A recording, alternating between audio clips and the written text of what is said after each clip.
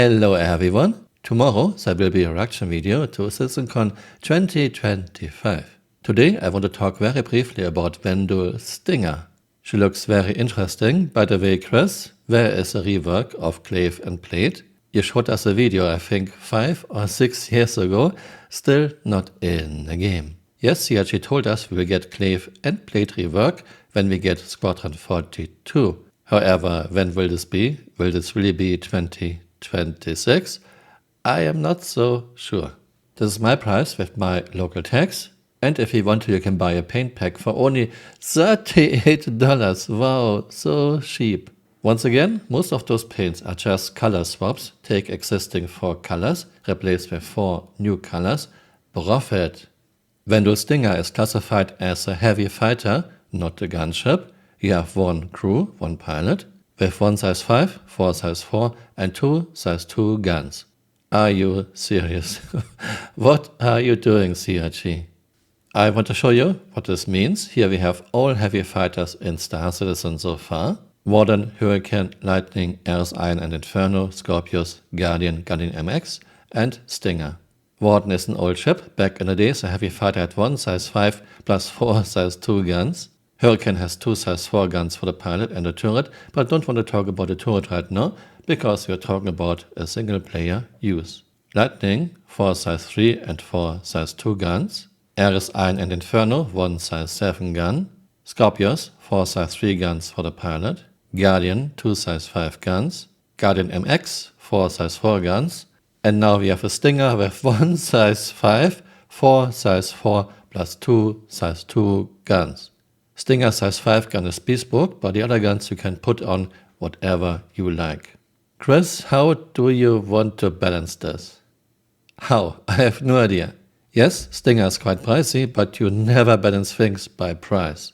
The only thing that could be balanced is give Stinger the agility of a Starfarer, which won't happen. This total power creep started with a medium fighter, Hornets Mark II, with 2 size 4 guns under the wings, and now we have a heavy fighter with 1 size 5, 4 size 4, and 2 size 2 guns.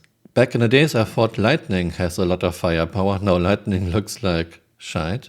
Are you in desperate need of cash, Chris, that you are now throwing everything and the kitchen sink onto this problem? Will the next heavy fighter have 4 size 5 guns? Maybe 8 size 6 guns? Come on, Chris, you are ruining every little bit of balance your game had. Tomorrow is my reaction video to Saturday's CitizenCon. Thanks for watching and see you next time. Bye. Auf Wiedersehen. But it's pretty cool. So yeah, well, so for what will be happening going forward is now we'll be able to roll out, different sort of, first of all the skins that we've already promised, but probably some new ones, and at some point we'll allow tools for people to be able to sort of do their own paint job. So essentially, the process kind of begins with we want to get these pre-configured schemes done. So you could, for example, go off and go, oh, you know what, I want a NASA themed kind of skin, or I want a District 9 themed skin, or I want a pink Hello Kitty themed skin, and then essentially we as artists create basically the material files. They're tiny in memory. They're so small that we can have like hundreds of them if we want to, because they're all calling the same textures. That's what's done under the hood, okay? Once those material files are created and obviously named accordingly and sanity checked that the emblem is called emblem and the submaterial ID is called submaterial ID 1, 2, and 3, they have to be the same names. That's then handed to tech design to then kind of set that up with the loadout that they're putting together for that shit. Further forward, we want these kind of paint configurations to become hex codes. So if you're in like a guild of 20 players, and the clan leader said, all right, this is our paint scheme, there's going to be no like guessing work. Like, you get the hex code, you put it in there, and it automatically will say, oh, you know what, we've got matte black against yellow against pink, something crazy, and every ship in your fleet, you can put that hex code on and it will automatically go into that color configuration. So there's a lot of kind of cool things, and as artists we do this stuff all day every day, and we were just like, well, why wouldn't we give the end user this functionality? So that's the overall plan. There is a lot of kind of very things you have to be careful with when you're authoring the shaders for this stuff, so it can accommodate these options.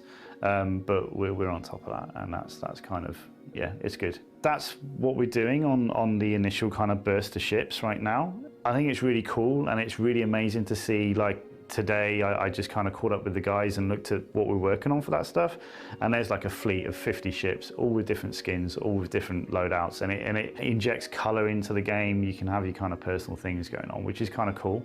If I was going to pick one to fly and customize myself, I've always got a sweet spot for the Avenger. If it was me I'd probably go for a dirty chrome kind of finish. The shape is just kind of so kind of primitive. To get some kind of highly reflective material on it, I think would just look super cool in space. So that's what I would go for. Hey, you're still here. You might want to join me on Twitter or on Blue Sky.